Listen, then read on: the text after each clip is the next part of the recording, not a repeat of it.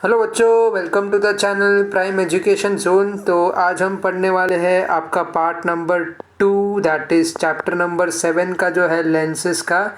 जो आपका part number 1 है वो ऑलरेडी अपलोड हो चुका है, तो जिन्होंने नहीं देखा है वो जाके देख सकता है।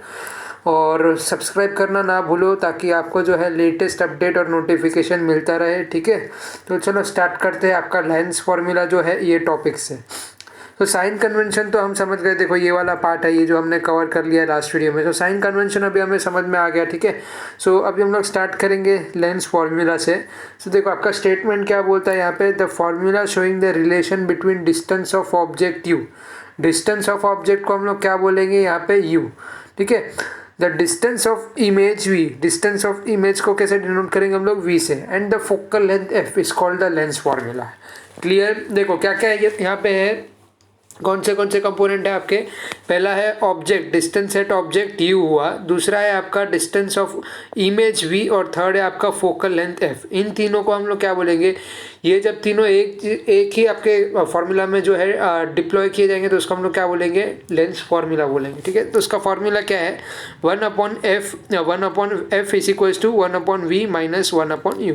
यानी कि क्या हुआ, रेसिप्रोकल ऑफ आपका डिस्टेंस ऑफ इमेज और minus reciprocal of distance of object is equals to reciprocal of your distance, sorry focal length, okay, reciprocal of your focal length. चलो आगे देखते हैं अभी आपका। यहाँ पे आपको कार्टेशियन कन्वेंशन का जो है यहाँ पे दिया हुआ है। According to Cartesian convention the optical centre O is taken to the origin. हाँ, जब भी हम लोग न्यूमेरिकल सॉल्व करेंगे तभी आपका जो ऑप्टिकल सेंटर है उसका आपको क्या कंसिडर करना है, ओरिजिन कंसिडर करना है। The principal axis is x axis, जो आपका प्रिंसिपल एक्सिस है उसको क्या बोलेंगे, एक्स एक्सिस बोलेंगे, ठीक है। साइन कन्वेंशन के कुछ 5 पॉइंट्स हैं। पहला है, जब भी ऑब्जेक्ट जो है आपका प्लेस किया जाएगा, जब भी लेफ्ट ऑफ द लेंस में, यानी लेफ्ट साइड, यानी लेंस के आपके जो लेफ्ट साइड है उसमें अगर ऑब्जेक्ट को प्लेस किया जाता है तो जो डिस्टेंस है वो पैरेलल होना चाहिए आपके प्रिंसिपल एक्सिस से, क्योंकि वो मेजर किया जाएगा आपका ऑप्टिकल सेंटर से, ठीक है। The object is always placed on the left of the lens, all distance parallel to the principal axis are measured from the optical centre O. The distance measured to the right are taken to be positive. जो आपका distance है अगर lens के right side पे पड़ेगा तो उसको हम लोग पॉजिटिव कंसिडर करेंगे, ठीक है। और अगर वो जो है लेफ्ट पर पड़ेगा तो उसको हम लोग नेगेटिव कंसिडर करेंगे। थर्ड पॉइंट आता है आपका, डिस्टेंस जो है आपका परपेंडिकुलर होगा अगर प्रिंसिपल एक्सिस से। जो आपका पॉइंट है उसको हम लोग कैसा करेंगे, आपका वैल्यू जो है उसको पॉजिटिव कंसिडर करेंगे। यानी कि परपेंडिकुलर होना चाहिए प्रिंसिपल एक्सिस से, यानी एक्स एक्सिस से परपेंडिकुलर होना चाहिए। अगर जो है आपका यहाँ पे डिस्टेंस जो है वो perpendicular to the principal axis है, लेकिन ये अबोव नहीं है बल्कि बिलो है, it are to be taken as negative. यानी कि अगर ये जो है आपका प्रिंसिपल एक्सिस के अबोव है, ऊपर के साइड पे है, पॉजिटिव साइड पे है, तो हम लोग उसको पॉजिटिव लेंगे। और बिलो है यानी कि प्रिंसिपल एक्सिस से परपेंडिकुलर है लेकिन जो है डाउन साइड पर है तो उसको नेगेटिव लेंगे। फिफ्थ वाला है आपका, the focal length of a convex lens. देखो focal length of a convex lens is positive while that of concave lens is negative. देखो यहाँ पे क्या चीज़ है, आपको लेंस कोई भी होने दो, लेकिन देखो कॉन्वेक्स लेंस के लिए कैसा रहेगा, पॉजिटिव रहेगा आपका फोकल लेंथ, और नेगेटिव किसके लिए रहेगा आपका, नेगेटिव आपका कॉन्केव लेंस के लिए रहेगा। समझ में आया, क्लियर हुआ। अभी हम लोग आते हैं मैग्निफिकेशन पे। तो देखो मैग्निफिकेशन का क्या मतलब होता है, the magnification due to a lens is the ratio of height. ये रेशियो होता है आपके हाइट ऑफ इमेज का to the height of object. ध्यान से समझो, height of image to the height of object. समझ में आया आपको मैग्निफिकेशन का क्या मतलब होता है। यानी यहाँ पे आप देख पा रहे हो m इज इक्वल्स टू आपका क्या हुआ, h2/h1 हुआ, क्लियर। उसके बाद आपका आता है, the magnification due to lens is also related to the distance of object and that of image from the lens. m is equals to v/u लेंगे। समझ में आया आपको, distance of image upon distance of object लेंगे। पहले में क्या था, height of image upon height of object, और मैग्निफिकेशन अगर हम विथ रिस्पेक्ट टू अगर डिस्टेंस देखना चाहते हैं तो distance of image upon distance of object, clear. अभी हम लोग देखते हैं power of lens. So the capacity of lens to converge, देखो capacity of lens to converge और diverge incident ray is called power. जो भी कैपेसिटी होता है आपके लेंस का, चाहे वो कन्वर्ज करना हो और डाइवर्ज करना हो। सो मैं समझता हूँ आपको जो कन्वर्जेंस है और डाइवर्जेंस अच्छे से समझ में आ गया है, जो कि हम लोग ने पहले ही बहुत समझ लिया है। सो जिन भी बच्चों ने अगर सेकेंड पार्ट नहीं देखा है तो उनको मैं सिंपल लैंग्वेज में यहाँ पे कन्वर्जेंस बता देता हूँ। कन्वर्जेंस यानी मान लीजिए बहुत सारे अलग अलग पॉइंट है, इनिशियली इस तरीके से अलग अलग पॉइंट होते हैं। वो एक पॉइंट यानी एक मिरर के पास आने के बाद जो है, मान लीजिए ये इस तरीके से पास हो रहा है, ये सेकेंड ये थर्ड, बराबर तीनों इंसिडेंट रेस जो है यहाँ पे पास हो रहे हैं, ठीक है। सो यहाँ पे पास होने के बाद क्या हो रहा है, ये जो है एक ही पॉइंट पर आके मीट करेंगे, उसको हम लोग क्या बोलेंगे, कन्वर्जेंस बोलेंगे। समझ में आया, क्या बोलेंगे, कन्वर्जेंस बोलेंगे। डाइवर्जेंस का मतलब क्या होता है, डाइवर्जेंस यानी ये एक पॉइंट पर कभी आके नहीं मिलेंगे, यानी ये इस तरीके के कुछ, अभी वापस इसके लिए मैं ड्रॉ करके बताता हूँ तो क्लियर हो जाएगा। देखो 3 रे ले लिया मैंने, ठीक है, ये रख दिया यहाँ पे कॉन्वेक्स लेंस रख दिया कुछ इस तरीके से, ठीक है। ये रखा मैंने, पॉइंट ए का रे जा रहा है, पॉइंट बी का रे जा रहा है और पॉइंट सी का रे जा रहा है, बराबर। ये कुछ इस तरीके से मैंने सेंटर का लाइन ड्रॉ कर दिया। अभी क्या होता है, ये है ना आपका रिफ्लेक्ट हो जाएगा, रिफ्लेक्ट होएगा, उसके बाद देखो ये कुछ इस तरीके से होएगा और ये वापस जो है आपका रिटर्न बैक ट्रेस होके जाएगा और ये आपका कुछ इस तरीके से एरो बनेगा। समझ में आया। वैसे इसका भी कैसा हो जाएगा, ये वाला भी जो है आपका इस तरीके से जाएगा, उसके बाद ऐसा होके वापस इस तरीके से जाएगा। तो इसको डाइवर्जेंस बोलेंगे हम लोग, क्या, क्योंकि ये जो रे है ये कभी आकर जो है एक दूसरे से मीट नहीं करेंगे, एकदम अलग हो जाएंगे। अभी आप इनका डायरेक्शन देख पा रहे हो, इनमें डिस्टेंस है, बराबर, और ये डिस्टेंस जो है हर एक्स एक्सिस पे बढ़ते हुए इसका हाइट भी जो है यहाँ पे बढ़ता चला जाएगा। समझ में आया। ये इस कॉन्सेप्ट को हम लोग क्या बोलते हैं, यहाँ पे डाइवर्जेंस बोलते हैं बच्चा लोग। क्या बोलेंगे, डाइवर्जेंस बोलेंगे। कन्वर्जेंस डाइवर्जेंस क्लियर आपको, बिल्कुल एकदम क्लियर। चलो तो कहाँ पे थे हम लोग, the capacity of lens to converge और diverge incident ray is called its power. The power of lens depend on its focal length. Power किस पे डिपेंड करेगा, फोकल लेंथ पर डिपेंड करेगा। किस पे, power is directly proportional to your focal length. चलो so okay, so power is the inverse of its focal length. So power is the inverse, तो ये कैसा है, डिपेंड करेगा, सॉरी प्रोपोर्शनल नहीं था, तो इसको हम लोग 1/f लिख सकते हैं यहाँ पे, क्योंकि ये इनवर्स है। यहाँ पे डिपेंडेंट है, डिपेंडेंट फैक्टर बोलते हैं हम लोग। क्या बोलेंगे, डिपेंडेंट फैक्टर बोलेंगे। Power is directly depend to your focal length. So power is the inverse of its focal length. F is expressed in metres. जो एफ है आपका वो किस में एक्सप्रेस करते हैं हम लोग, मीटर में एक्सप्रेस करते हैं। जो पावर है आपका वो क्या है, the unit of power of a lens is dioptre. क्या बोलेंगे, पावर का कैसा होता है हमारा, वॉट होता है इन टर्म्स ऑफ, हम लोग इलेक्ट्रिक या मैग्नेटिक फील्ड के उसमें बात करते हैं तो, लेकिन पावर ऑफ लेंस का हम लोग क्या बोलेंगे, डायोप्टर बोलेंगे। ये डायोप्टर क्या होता है आपका, पावर ऑफ लेंस होता है। समझ में आया, क्लियर एकदम। Okay, so combination of lenses, combination of lenses ध्यान से देखना। If two lens with focal length f1 and f2, दो अलग अलग लेंस ले लेते हो जिसका फोकल लेंथ है f1 और f2, are kept in contact with each other, the combination has an effective focal length given by 1/f is equals to, दोनों का समराइज हो जाएगा, यहाँ पे सम हो जाएगा, सम्मेशन होगा, यानी कि 1/f1 प्लस 1/f2। समझ में आया। चलो कॉम्बिनेशन में ऐड होएगा, टोटल निकालने के लिए आपका क्या हो जाएगा, ऐड हो जाएगा। Clear. If the power of the two lens are P1 and P2, then the effective power, क्या, then the effective power of their combination is P is equals to P1 plus P2। Power का क्या बोलेंगे हम लोग, P1 plus P2 बोलेंगे। Focal length में क्या बोलेंगे हम लोग, 1/f is equals to 1/f1 plus 1/f2। Clear हुआ, भूलना नहीं है आपको। पावर का क्या होता है, यहाँ पे जो है इसका यूनिट हम लोग क्या बोलते हैं, डायोप्टर बोलते हैं, ठीक है। क्या बोलेंगे, डायोप्टर बोलेंगे। समझ में आया। फोकल लेंथ किसका होता है, expressed in metres. Clear, revision हो गया प्रॉपरली, आगे बढ़े अभी। चलो यहाँ पे आपका सॉल्व एग्जांपल देखते हैं हम लोग। सबसे पहले क्या दिया है, an object is placed vertically at a distance. Vertically place किया है, कैसे प्लेस किया आपका, वर्टिकली प्लेस किया at a distance of 20 centimetre from convex lens. देखो कॉन्वेक्स लेंस है, ध्यान रखना। If the height of the object is 5 centimetre, height कितना दिया है आपको, 5 सेंटीमीटर दिया है, और focal length of the lens कितना बोला है, 10 सेंटीमीटर। यानी हाइट ऑफ द ऑब्जेक्ट को हम लोग क्या लिखेंगे, यहाँ पे h का वैल्यू 5 आ गया आपका, लेंस का, फोकल लेंथ का जो आपको दिया है ऑफ लेंस वो क्या आएगा आपका, यहाँ पे 10 आ जाएगा, यानी f का वैल्यू 10 आ गया, ठीक है। What will be the position, size and nature of the image, how much bigger will be the image as compare to the object, यानी इमेज कितना बड़ा बनेगा अगर हम जो है ऑब्जेक्ट के सामने उसे रखेंगे तो पहले आपको गिवन डेटा को लिख लेना है। अभी हमने क्वेश्चन से ही निकाल लिया, फटाफट ओरली बता देता हूँ आपको। देखो हाइट ऑफ द ऑब्जेक्ट क्या है हमारे पास 5 सेंटीमीटर है, फोकल लेंथ कितना दिया है 10 सेंटीमीटर दिया हुआ है। हाइट ऑफ द ऑब्जेक्ट को क्या लेंगे h1 लेंगे, ध्यान देना यहाँ पे। फोकल लेंथ हमारा f रहेगा। डिस्टेंस ऑफ द ऑब्जेक्ट कितना दिया है u दिया है आपको -20 दिया हुआ है। कितना दिया है देखो, वर्टिकली क्या बोला है आपको, an object is placed vertically at a distance of 20 centimetre from a convex lens, ठीक है। सो यहाँ पे अभी उसके बाद क्या करना है आपको, इमेज डिस्टेंस निकालना है और हाइट ऑफ द इमेज निकालना है और मैग्निफिकेशन निकालना है। सिंपल, तो अपने पास जो यूनिवर्सल फॉर्मूला है वो अपने को यूज़ करना है यहाँ पे।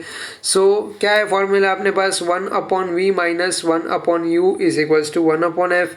यही फॉर्मूला को आपको लिखना है, लेकिन अभी आपको पहले क्या निकालना है, v का वैल्यू निकालना है। तो उसके लिए हम लोग क्या करेंगे सर, यहाँ पे जो है 1/v को शिफ्ट कर देंगे, तो ये जो u वाला है ये यहाँ पे आ जाएगा, तो प्लस हो जाएगा ना, तो ये 1/u हो जाएगा, ठीक है। सो यहाँ पे आपके पास u और f का तो वैल्यू है ही, तो u का वैल्यू क्या है -20 है, उसको सब्स्टिट्यूट कर दो। यहाँ पे v का वैल्यू क्या निकल करके आ जाएगा, आपको आएगा 20, यहाँ पे आएगा। सॉल्विंग पे थोड़ा आपको ध्यान देना पड़ेगा, ठीक है। आपको साइन कन्वेंशन पता होना चाहिए, वापस बोल रहा हूँ, साइन कन्वेंशन जो है आपको पता होना चाहिए। सो v का वैल्यू क्या आ गया अपने पास, 20 आ गया। So the positive sign of the image distance shows the image is formed at 20 centimeter on the distance on other side of the lens, on the other side of your lens, clear। चलो magnification बाकी है अपना। Magnification कैसे निकालेंगे हम लोग, v/u निकालते हैं बराबर। सो कैसा होता है वो v/u आपका h2/h1 के बराबर होता है। सो h2/h1 लिख देंगे यहाँ पे इस केस में। सो क्या हो जाएगा यहाँ पे, h2 निकालना है अपने को, क्योंकि अपने पास v और u तो आ चुका है। h1 जो है h का वैल्यू आप डालना है, h2 वैल्यू डालोगे तो h2 का वैल्यू क्या आएगा, -π आएगा। तो मैग्निफिकेशन कैसे निकालोगे, v/u निकाल दोगे, ये डाल दोगे तो मैग्निफिकेशन -1 आ जाएगा। हुआ क्लियर। चलो अभी आपको जो है, चलो एक कंक्लूजन इन्होंने दिया था, negative sign of the height of the image and the magnification shows that the image is inverted. Negative sign है तो वो इन्वर्टेड एंड रियल है, इन्वर्टेड एंड रियल है, ठीक है। It is below the principal axis and is on the same size as the object. Same size है object का, जो है वो ऑब्जेक्ट का साइज कैसा है, यहाँ पे जो ऑब्जेक्ट का साइज है वो सेम है। क्लियर हुआ आपको। और आपको क्या बोला है, रियल एंड इन्वर्टेड है, उसका नेचर कैसा बनेगा यहाँ पे, रियल एंड इन्वर्टेड बनेगा, ठीक है। सो रियल एंड इन्वर्टेड हम लोग ने लिख दिया। और आपका कैसा बनेगा, ये ऑब्जेक्ट जो है सेम साइज का बनेगा। चलो सो नेक्स्ट आता है आपका, the focal length of a convex lens is 20 centimetre, what is its power. So p is equals to 1/f। बहुत आसान था, बहुत आसान। डाल दो, सिंपली सब्स्टिट्यूट कर दो। यहाँ पे आपको जो दिया है 20 सेंटीमीटर है, उसको मीटर में कन्वर्ट कर लो। पहले मीटर में कन्वर्ट करोगे तो आपको 0.2 आएगा। 0.2 को यहाँ पे सब्स्टिट्यूट कर दो, यानी कि एफ के पोजीशन पे। ये जो है एफ इन मीटर्स है ना, एफ इन मीटर लेना है आपको, इसलिए हम लोग ने क्या किया, सेंटीमीटर से यहाँ पे मीटर में कन्वर्ट कर दिया। सो 1/0.2 कर दोगे तो आपको कितना आ जाएगा, 5 डायोप्टर आ जाएगा। क्लियर हुआ, ऑल क्लियर। चलो सो अभी हम लोग आते हैं यहाँ पे आपके जो आई स्ट्रक्चर है उसकी बात करते हैं। बहुत ही अच्छा टॉपिक है, बहुत ही इंटरेस्टिंग टॉपिक है। यहाँ पे कंस्ट्रक्शन ऑफ ह्यूमन है। तो पहले कुछ इस तरीके का आपको स्ट्रक्चर दिखाई देगा। देखो आँखों का जो स्ट्रक्चर होता है ना, सबसे ज़्यादा जो है यहाँ पे कॉम्प्लेक्स होता है आँखों का स्ट्रक्चर पूरे आपके ह्यूमन बॉडी में। ये समझ लो, सबसे ज़्यादा स्ट्रक्चर जो है कॉम्प्लेक्स होता है। सबसे ज़्यादा अगर हम रियल लाइफ की बात करें तो ऑपरेशन भी जो है आपका जो है आई का, अगर आप लेज़र आई जो नंबर वाला ऑपरेशन है उसकी बात नहीं कर रहा हूँ, जो आपका स्पेक्टेकल्स हटाने का जो ऑपरेशन होता है वो बात नहीं कर रहा हूँ। लेकिन अगर आपकी आँखों की बीमारी है या कुछ भी प्रॉब्लम है ऐसा, सो आई का ऑपरेशन भी जो है यहाँ पे थोड़ा सा टफ और बहुत ही सेंसिटिव हो जाता है। सो यहाँ पे क्या क्या कंपोनेंट्स हैं हम लोग वो डिस्कस करेंगे। सो पहला कंपोनेंट आपका आता है यहाँ पे मसल्स का कंपोनेंट, ठीक है। Muscle is the very important part for your eye, क्योंकि यहाँ पे जो है मसल से जो है कॉन्ट्रैक्ट होगा आपका जो भी है, मतलब आई को कैसे स्ट्रेस होगा तो वो फील होगा आपको उस मसल्स के थ्रू। जो है आप जब भी पल के आपके झपकाते वगैरह तो वो सब जो है मसल्स का जो है वहाँ पे ट्रेसिंग होता है, मतलब बिना मसल के वो पॉसिबल ही नहीं है, ठीक है। दूसरा आपका होता है ऑप्टिक नर्व और ऑप्टिक डिस्क। यहाँ पे आप देख सकते हो। देखो अभी आप सोचोगे कि यहाँ से मैंने क्यों स्टार्ट नहीं किया और यहाँ से क्यों स्टार्ट किया। कभी भी आपको अगर यादें रखनी मतलब चीज़ को याद करना है प्रॉपरली, जैसे कंस्ट्रक्शन ऑफ ह्यूमन आई है, सो आपको जो मेन ओरिजिन है वहाँ से स्टार्ट करना होगा। यानी ये तो जो है ये बात की चीज़ें है, ये जो ऊपर ऊपर से है ये इसके फैक्टर्स को आप जो है मतलब बाद में देख सकते हो, लेकिन ये जो है प्राइमरी है आपका, जो मसल हो गया, ऑप्टिक नर्व हो गया, ऑप्टिक डिस्क हो गया और रेटिना हो गया। रेटिना किसको बोलेंगे हम लोग, ये जो आपका पूरा इनर बाउंड है ना, ये इनर बाउंड ऑफ या इनर कवरिंग बोलेंगे हम लोग ऑफ आई, उसको हम लोग क्या बोलेंगे यहाँ पे, रेटिना बोलेंगे। यानी इसका मसल्स का या नर्व से कोई लेना देना नहीं है। समझ में आया आपको? ये जो है इनर बाउंड है रेटिना आपका, ये पूरा, और ये जो है ये बाउंडिंग सरफेस पे आपका क्या बनता है, इमेज बनता है। यहाँ पे इमेज बनता है।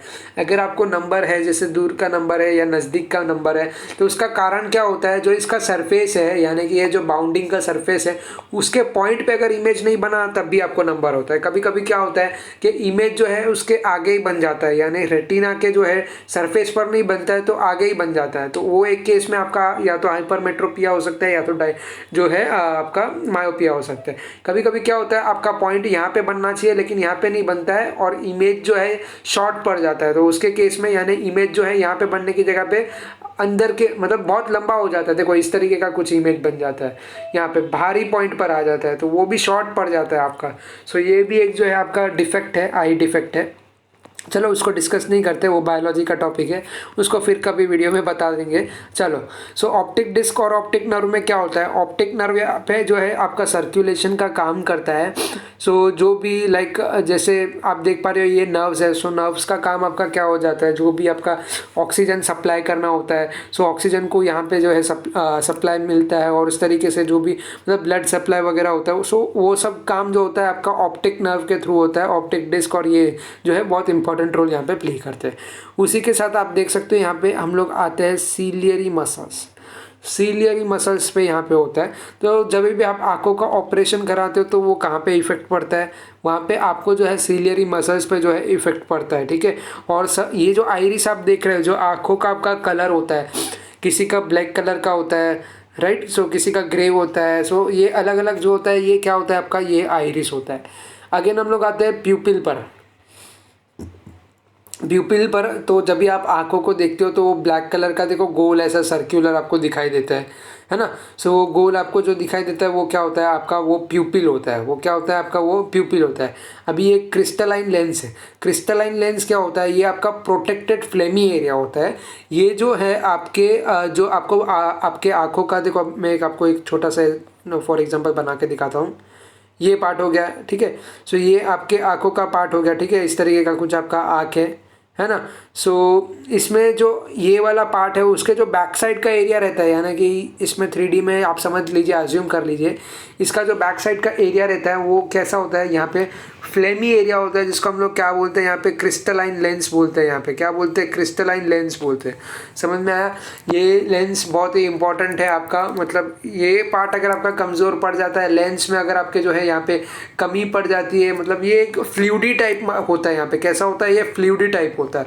सो कभी भी अगर आपका आई स्ट्रेस या स्ट्रेन में आ रहा है तो आपको क्या कर लेना है, पानी से पहले जो है मुंह को धो लेना है। अगर आपका फ्लेम यहाँ पे जो कम पड़ जाता है इसका अमाउंट, तो आपको जो है यहाँ पे आँखों में जलन वगैरह होती है, आपको जो है ज़्यादा देर तक आप आँख ओपन नहीं रख सकते और वो सारी चीज़ें का प्रॉब्लम आता है। कॉर्निया क्या होता है, कभी आपने इन्फेक्शन देखा है, आई का इन्फेक्शन देखा है आपने, आई इन्फेक्शन, कैसा इन्फेक्शन, कभी कुछ ऑपरेशन देखा है आपने कि आँखों में कभी कभी कुछ वर्म्स घुस जाते हैं, ऐसा कभी देखा होगा? अगर किसी मतलब आपको यूट्यूब पर भी ये अवेलेबल हो जाता है अगर आप देखो तो। सो वर्म्स जो है ना कॉर्निया में फंस जाते हैं, वो मतलब होता है ऐसा, जनरली होता है। तो वो वर्म्स जो है आपका कहाँ पे अटैक करता है, वो आपके कॉर्निया के लेवल पर अटैक करता है। सो ये जो आपका हम बोल सकते हैं बेसिकली ये जो लेयर है कॉर्निया का, मतलब यहाँ पे ये जो आपका जो पार्ट है आइरिस के पहले वाला लेयर, सो ये कॉर्निया जो है ना, कॉर्निया आपके यहाँ पे वर्म्स जो है उसको ये वाले पार्ट पे, कॉर्निया के पार्ट पे जो है वो अटैक करता है यहाँ पे। उसके अलावा आपको दिए जाते हैं स्क्लेरोटिक कोटिंग और वो सब रहता है, और तो न जाने बहुत सारी चीज़ें होती हैं। ये तो आपको क्लास 10 के लेवल पर है, सो आप समझ जाओ। आँखों के अंदर भी जो है बहुत सारी डीप रिसर्च होती है। ये एक हमारा कॉम्प्लेक्स होता है, दूसरा उसके बाद ईयर आता है। तो ये ऐसी चीज़ है जो बहुत ही कॉम्प्लेक्स होती है। सो आपके सिलेबस में वही सारी चीज़ें आपको बेसिक बेसिक दिया हुआ है। तो यहाँ पे आप देख सकते हो, देखो ये रहा, मैं इसकी बात कर रहा था, समझना। ये जो प्यूपिल है ना, प्यूपिल के जो पीछे वाला एरिया रहता है ना, उसमें आपका ये फ्लेम रहता है, ठीक है, ये फ्लेम रहता है। तो ये बहुत ही प्रोटेक्टेड रहता है यहाँ पे। और ये वाला जो पार्ट है ये आपका आइरिस है। ये क्या है, आपका आइरिस है, ब्लू कलर का दिख रहा है ना आपको, ये जो ब्लू कलर का है वो वाला आपका आइरिस है। और ये स्क्लेरा हो गया आपका, जो वाइट कलर का आपका पोर्शन है।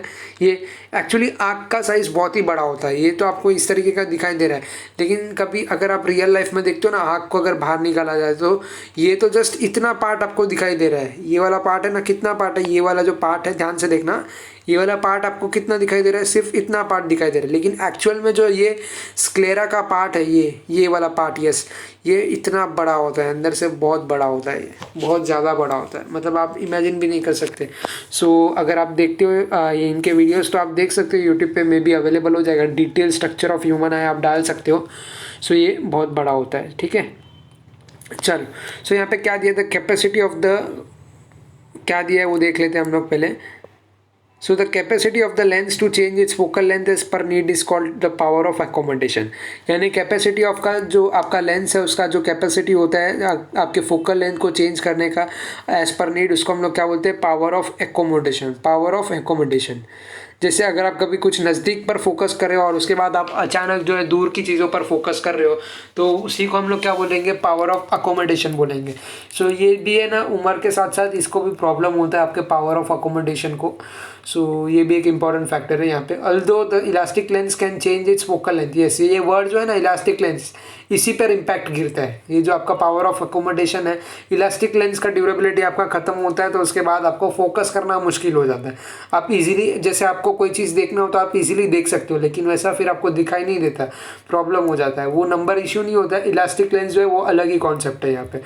सो can change its focal length to increase और कभी और decrease it can not do so beyond a limit. अगर आपको डाइप्लोपिया का कॉन्सेप्ट नहीं पता है ना, तो इसको जाके पहले सर्च करना, तो आपको समझ में आ जाएगा डाइप्लोपिया कॉन्सेप्ट।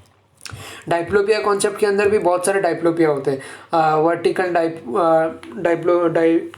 डाइप्लोपिया होता है और बहुत सारे ऐसा होता है, मतलब तो आप वो जाके कॉन्सेप्ट को समझो, क्योंकि वहाँ पे जो है आपका फोकल लेंथ का कॉन्सेप्ट आपको पूरा समझ में आ जाएगा, क्योंकि वो जो होता है आपका इलास्टिक लेंस पर ही पूरा बेस्ड होता है, ठीक है। उसके बाद अभी हम लोग आते हैं साइंटिफिक फैक्टर पे आपके। सो ये स्ट्रक्चर बना लिया, लेंस बिकम फ्लैट। तो यहाँ पे देखो आप, ये लेंस जो है यहाँ पे फ्लैट हो जाता है। Light coming from a distance object, ये रे पास हुआ। मैं यही चीज़ आपको जो है कब से समझाने की कोशिश कर रहा था। ये रेटिना के सरफेस पर जो है आपका इमेज बनता है, समझ में आया। ये जो रे है यहाँ पे जो है आपका इमेज बनता है। कभी कभी ये रे कुछ इस तरीके से हो जाता है, या फिर कभी कभी ये जो रे एक अंदर की तरफ ही शॉर्ट पड़ जाता है। तो ये इफेक्ट होता है आपका, आई इफेक्ट होता है, ठीक है, ह्यूमन आई इफेक्ट। तो वो भी होगा मे भी आपको शायद तक। चलो उसको फिलहाल छोड़ देते हैं, हम लोग आगे आते हैं। So lens become rounded, lens become rounded, ये कुछ इस तरीके का आपको दिखाई दे रहा है। The change in the shape of the lens while seeing distant and near by object. So ये डिस्टेंट और नियर बाय ऑब्जेक्ट का, ये कैसा, light coming from distant object, light coming from near by object. तो जब भी आप नज़दीक से मोबाइल पकड़ के देख रहे हो, सो आपका जो ये साइज है, ये लेंस का जो शेप है वो चेंज हो जाता है यहाँ पे, ठीक है। ये लेंस का शेप जो है ना, ये यहाँ पे छोटा हो जाता है, छोटा और ये ऐसा गोल आकार का हो जाता है, और यही यहाँ पे थोड़ा सा बड़ा होता है और लंबा आकार का होता है।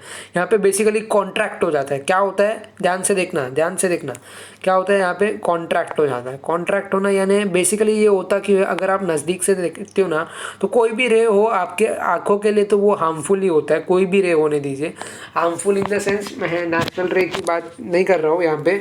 जैसे आप कोई भी डिजिटल रे को देख रहे हो, या तो फिर नज़दीक से अगर आप देख रहे हो कोई भी चीज़ को जहाँ पे जो है एमिट हो रहा है, जो रे है वो बहुत ही ज़्यादा एमिट हो रहा है, तो उस केस में क्या होगा, आपका आँख जो है उसका जो लेंस है वो क्या करेगा, कॉन्ट्रैक्ट कर जाएगा, ठीक है। सो कॉन्ट्रैक्टिंग पावर क्या होता है, ये आपके आँखों का जो बीच का पार्ट होता है ना, उसको छोटा कर देता है।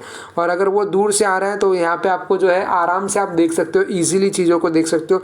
तो उस चक्कर में ये कॉन्ट्रैक्ट नहीं होता, ये एक्सपांड हो जाता है। कभी आपने ऑब्जर्व किया होगा, अगर आप अंधेरे में यानी डार्क नाइट में डार्क नाइट में, ठीक है। अगर आप आँखें को खुला रखते हो ना, तो उस केस में आपके आँखों का साइज़ सबसे बड़ा हो जाता है। आँखों का साइज़ नहीं, लेंस का साइज़ जो है वो बड़ा हो जाता है, क्योंकि ये जो कॉन्ट्रैक्शन रीजन है उससे वो क्या हो जाता है, एक्सपांड कर जाता है बहुत ही। और जैसे ही आप सुबह उठते हो सोने के बाद, तो उसके बाद क्या होता है कि ये आपका आँखों का साइज़ जो है ये वापस जो है, जैसे अचानक आप सोकर उठे हो तो ये जो है कॉन्ट्रैक्ट कर जाता है यहाँ पे उस केस में, कि अचानक से जो है लाइट का सोर्स है वो आपके आँखों में आता है, तो वो क्या करता है, डिफेंड करने का काम करता है, यानी कि प्रोटेक्शन का काम करता है। चलो, क्लियर हुआ। So the minimum distance of an object from a normal eye at which it's clearly visible without stress of eye is called the minimum distance of distinct vision. The position of the object at this distance is called the near point of the eye. For a normal human eye, the near point is at 25 centimeter. The farthest distance of an object from a human eye at which it is clearly visible without stress on the eye is called the farthest distance of distinct vision. The position of the object at this distance is called the far point of the eye. For a normal human eye, the far point is infinity. Normal human eye के लिए आपका जो far point है उसको क्या बोलेंगे, infinity बोलेंगे, ठीक है। So farthest nearest point है, farthest जो है distance point है, ठीक है। ये कॉन्सेप्ट आपको क्लियर हुआ अभी। चलो, अभी हम लोग आते हैं यहाँ पे, आपका एक डिफेक्ट ऑफ विजन दिया है, मायोपिया होगा आपका, जो देखो मायोपिक आई और हाइपरमेट्रोपिक आई होगा आपको, ठीक है। सो क्या है वो हम लोग डायरेक्टली मैं आपको दिखा देता हूँ। मायोपिया, जैसे मायोपिया उन लोगों को होता है जो कि दूर की चीज़ों को प्रॉपरली नहीं देख सकते, तो उस केस में क्या होता है, आपका इमेज जो है ना आँखों के अंदर ही बन जाता है, यानी जो इमेज एक्चुअली यहाँ पे बनना चाहिए वो पहले ही बन जाता है इमेज, तो उसमें आपको दूर की चीज़ें नहीं दिखाई देती, ठीक है। सो एक तो ये होता है, दूसरा आपका जो होता है ये परफेक्ट सीन है, यहाँ पे ये परफेक्ट सीन है, ठीक है। यहाँ पे देख रहे हो आप, रेटिना का जो स्ट्रक्चर है प्रॉपर, उसी पर जो है आपका रेज जो है आके मीट हो रहा है, तो उसके जो बाउंड्री पर है उसी पर मीट हो रहा है, तो ये परफेक्ट है आपका। सो ऑपरेशन जो आपका लेसिक ऑपरेशन होता है, अगर आपका ऑपरेशन होता है तो वो डायरेक्ट लेंस पर होता है, जिसकी वजह से क्या होता है, आपका इमेज जो है रेटिना पर होता है। अभी तो आजकल तो बहुत ही जो है एडवांस टेक्नोलॉजी आ चुकी है, ठीक है। सो बहुत सारे टाइप्स ऑफ ऑपरेशन भी आपको देखने को मिल जाते हैं यहाँ पे। सो देखो यहाँ पे एक एग्जांपल और है, करेक्शन ऑफ नियर साइटेडनेस। ये जो होता है आपको नियर साइटेडनेस, ये कैसा होता है, मायोपिक आई का नियर साइटेडनेस यानी दूर की चीज़ें ना दिखना, नज़दीक की चीज़ें आपको क्लियर होती है, ठीक है। तो इसको आप करेक्ट कर सकते हो थ्रू आपके कॉनकेव लेंस को, किसके थ्रू, कॉनकेव लेंस को। ज़्यादातर जो लेटेस्ट जनरेशन के बच्चे हैं उनको मायोपिक आई ही होता है, क्योंकि मायोपिक आई यानी कम उम्र में जिनको जो चश्मा लग जाता है उनको मायोपिक आई ही बोलेंगे, क्योंकि वो जो होता है प्रॉब्लम आपको थ्रू मोबाइल और जो भी आपके इलेक्ट्रॉनिक गैजेट्स है, टीवी, उनकी वजह से होता है, ठीक है। सो यहाँ पे पॉइंट कुछ डिस्कस करने जैसी चीज़ें उसके ऊपर आते हैं हम लोग। The curvature of the cornea and the I lenses increases.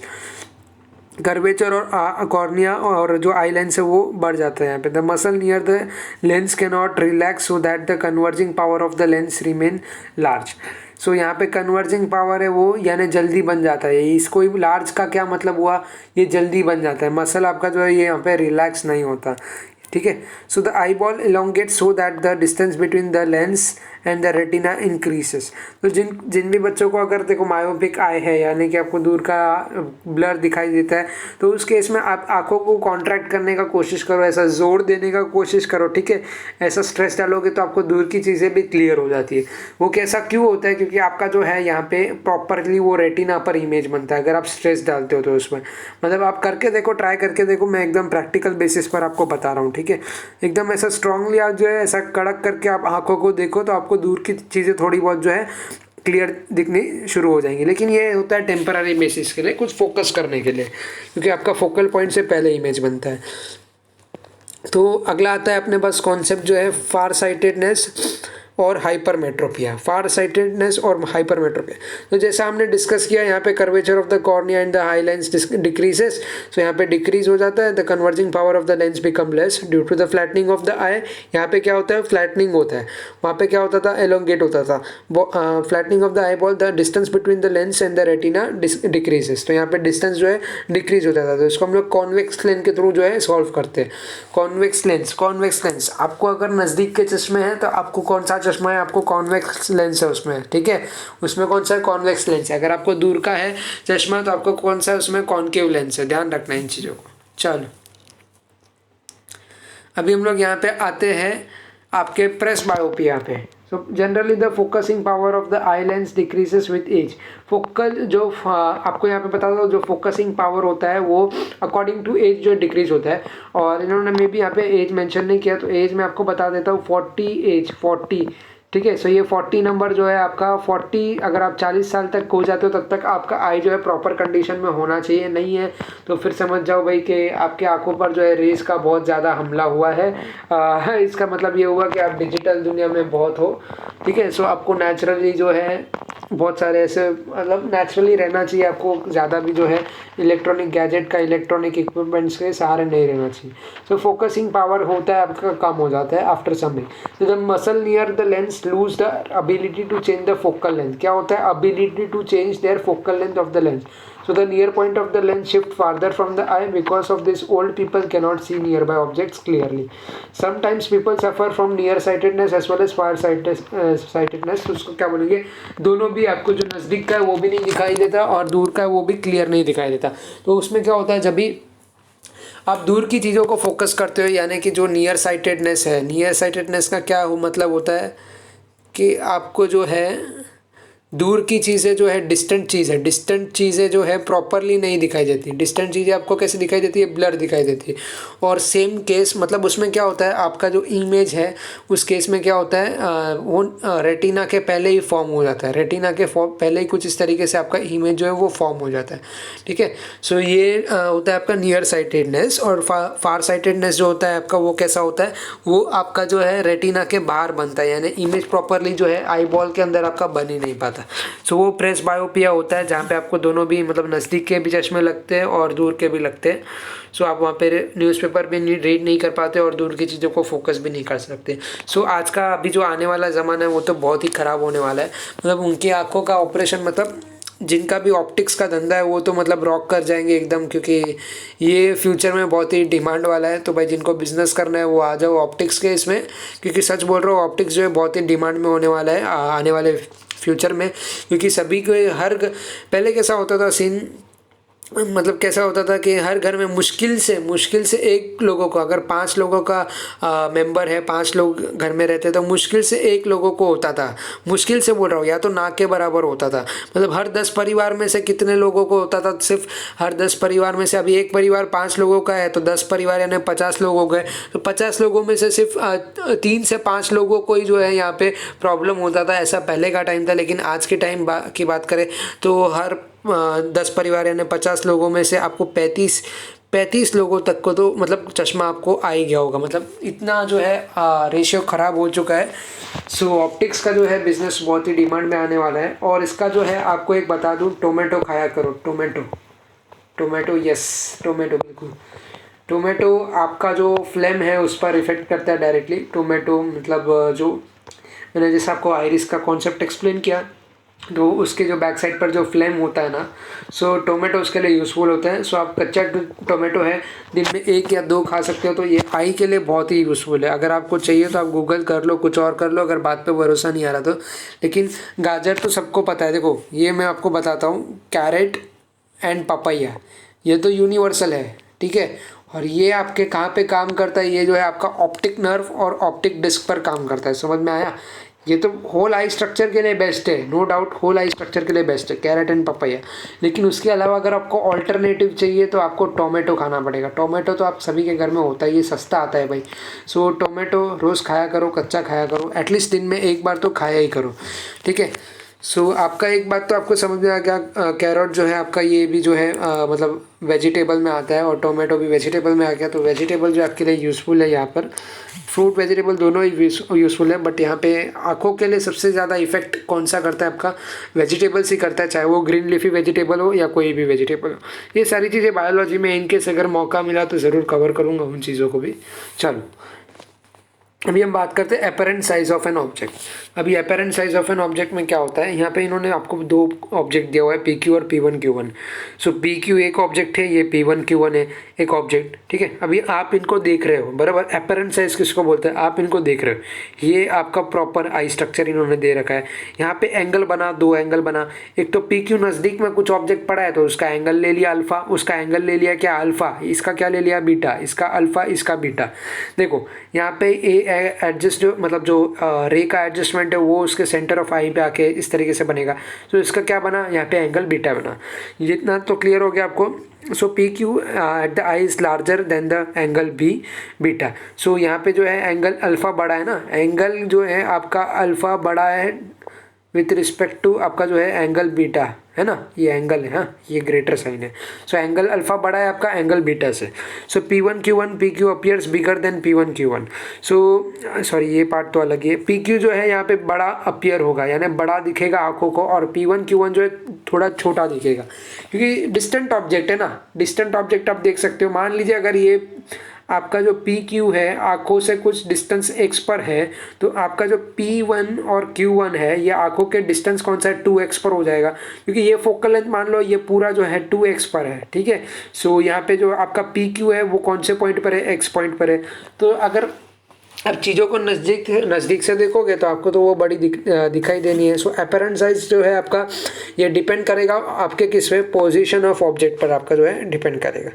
चलो अभी हम लोग आते हैं आपके यूज़ ऑफ कॉन्केव लेंस पर। यूज़ ऑफ कॉन्केव लेंसेस, देखो कॉन्केव लेंसेस कहाँ पर यूज़ होता है आपका। फर्स्ट ऑफ ऑल तो है medical equipment, scanner, CD player, इन सारी चीज़ों में। पीपल होल इन डोर, यानी कि peep hole in door, sorry people बोल दिया मैंने। So this is small safety device which helps us see a large area outside the door.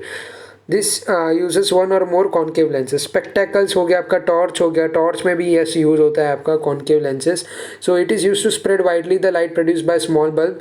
देखो अगर आप कॉन्केव यूज़ करोगे तो कॉन्केव में आपका क्या हो जाएगा, ये वाइडली जो है स्प्रेड करेगा। आपने स्ट्रक्चर देखा है ना कॉन्केव का कुछ इस तरीके से ये होता है। कॉन्केव लेंस दे दिया, यहाँ पे रे पास कर दिया, तो यहाँ पे क्या होता है बाद में ये इस तरीके से स्प्रेड होता है। देखो ये इस तरीके से।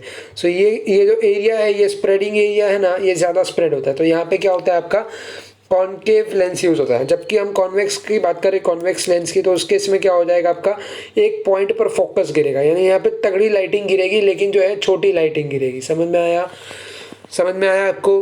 तो कभी आपने स्कूटी में देखा है, आपका स्कूटी में जो आप राइड करते हो तो उसमें भी जो है कॉन्सेप्ट होता है आपका वाइड स्प्रेड एरिया होता है, और जो है मतलब तो वो भी वहाँ पे जो है लेंसेस आपके यूज़ होते हैं। समझ में आया, ठीक है। कैमरा, उसके अलावा कैमरा पे यूज़ होता है, टेलीस्कोप पे यूज़ होता है, माइक्रोस्कोप पर यूज़ होता है। तो बहुत सारे टाइप ऑफ वहाँ पे अपर्चर वहाँ पे जो रहता है आपका फिक्स किया जाता है लेंसेस में, वो सब तो उसका जो इफेक्ट है वो अलग अलग आता है। तो this instrument mainly use convex lenses. तो इस केस में क्या होता है, कॉन्वेक्स लेंसेस यूज़ होता है। कॉन्वेक्स लेंसेस क्यों यूज़ होता है, क्योंकि कैमरा की बात आ गई तो कुछ चीज़ पे फोकस गिरना चाहिए। तो फोकस बेस्ट कहाँ पे होता है, फोकस बेस्ट होता है कॉन्वेक्स लेंस में। कॉन्वेक्स लेंस में फोकस बेस्ट होता है। ये सारी चीज़ें आपको डायग्राम से ही समझ में आएगी। ये लेंस ले लिया मैंने कॉन्वेक्स का, यहाँ पे कन्वर्जेंस होता है। कन्वर्जन यानी एक पॉइंट पे आके मिलना।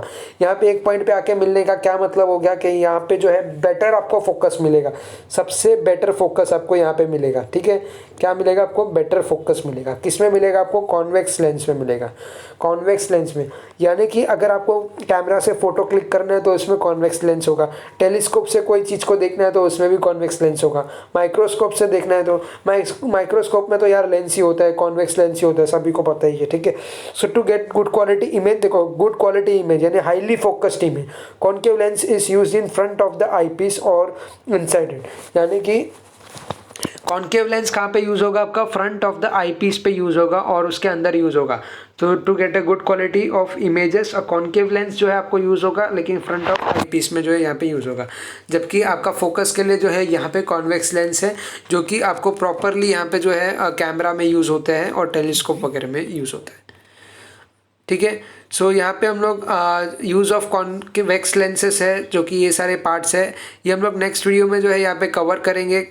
आज के इस वीडियो के लिए बस इतना ही। अगर आपको वीडियो पसंद आता है तो वीडियो को भी लाइक करो, और साथ ही चैनल को क्या करना है, आपको सब्सक्राइब कर लेना है, ठीक है। सब्सक्रिप्शन तो देखो यार फ्री ऑफ कॉस्ट है। सो इससे मुझे मोटिवेट मिलेगा, मैं आपके लिए और भी टाइम इन्वेस्ट करके और भी अच्छे अच्छे वीडियोज़ बना के नॉलेज जो है शेयर कर सकूँ। सो नॉलेज सभी के साथ जो है आपको शेयर करना है, आपके फ्रेंड्स के साथ भी जो है यहाँ पे शेयर करना है आपके नॉलेज को। और बस ठीक है, चलो सब्सक्राइब कर देना, बेल आइकन को है प्रेस कर देना यहाँ पे, ठीक है। चलो मिलता हूँ नेक्स्ट वीडियो में, सो तब तक के लिए take care, thank you and bye bye.